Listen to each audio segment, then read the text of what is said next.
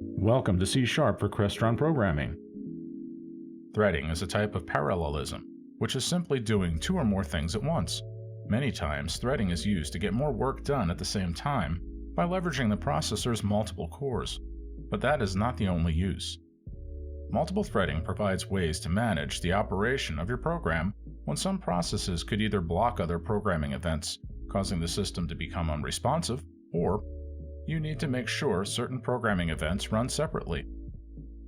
Without threading, if we were to wait for a project to respond or a file to download, the touchscreen will stop responding and the user would become concerned.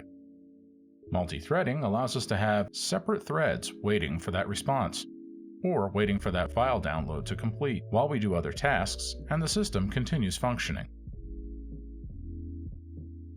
Creating additional threads is very easy.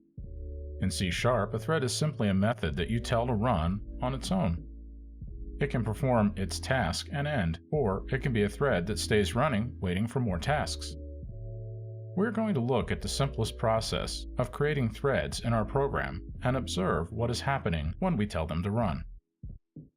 You can download the completed code from the link in this lesson. Starting with a text console project like the previous lessons, let us start by adding our using statement to make the threading class available to us. Now we create a container for our thread and instantiate it in our main method. Notice that it asks for the method it will use as our thread code. Let us call it work. We can now create that method. This is a simple method with a void return and no arguments or properties passed. We will simply count from 0 to 10 and print the results, and print a line stating that the thread is finished. One last step. We need to tell the thread to start. Also, add a read line so the console window does not close. We can now compile and run the code to see the output. This looks just like a regular program. Nothing special happened. We can go back and duplicate the method, calling it work2, and duplicate the thread, so we now have two threads. Add in a second start. Now compile and look at the output. We now see that the two threads are running on their own.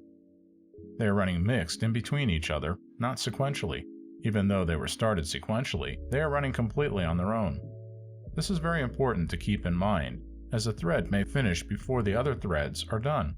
If you rely on the order of execution, multiple threads cannot guarantee that order of execution is adhered to on their own. You will need to control your thread execution if you need the answer from thread 1 to be used in thread 2. Now let us add in another thread. This time we're going to wrap that thread in a separate class. In Solution Explorer, right-click on the project, select Add Class. Call it My Worker. We're going to leverage the power of a class to make a more advanced thread.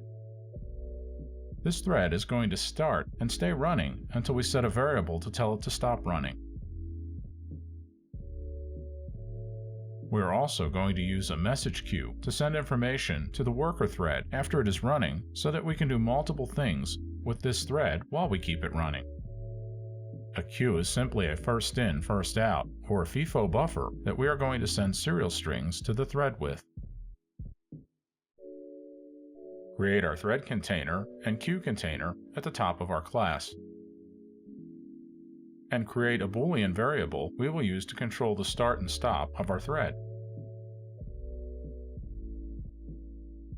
Now let's instantiate them in our default constructor. This way, when we instantiate our class, these objects will be ready to go.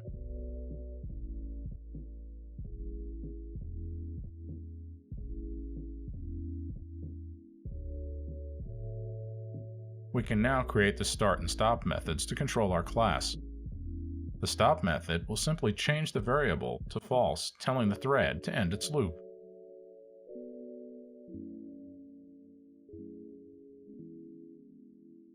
Add an ascend method to send messages to the queue. And And finally, we can create our thread code that will run and continue running until we set the variable to false, directing the loop to end. We check if there is anything in the queue, and if so, dequeue it and display it on the command line.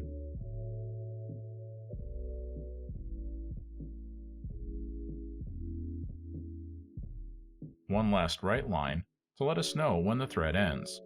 We now have created a complete class that will launch and control our thread. We can now go back to our program and use this class we just made.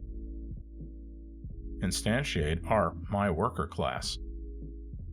Add in our thread start, as well as a couple of lines to send a string to that thread.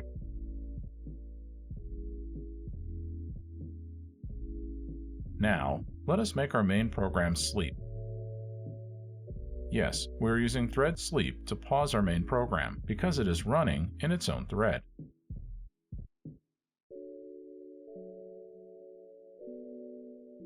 This will let us see that the threads we are running are not affected if the main program is paused. Compile and run. We can see that all the threads did work on their own time. This also will change depending on your computer's speed, processes working in the background, and other factors.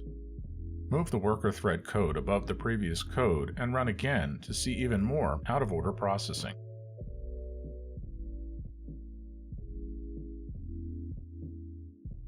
Threading is a powerful tool to allow you to leverage parallel processing to ensure system responsiveness is preserved, as well as performing simultaneous work. Thank you for watching.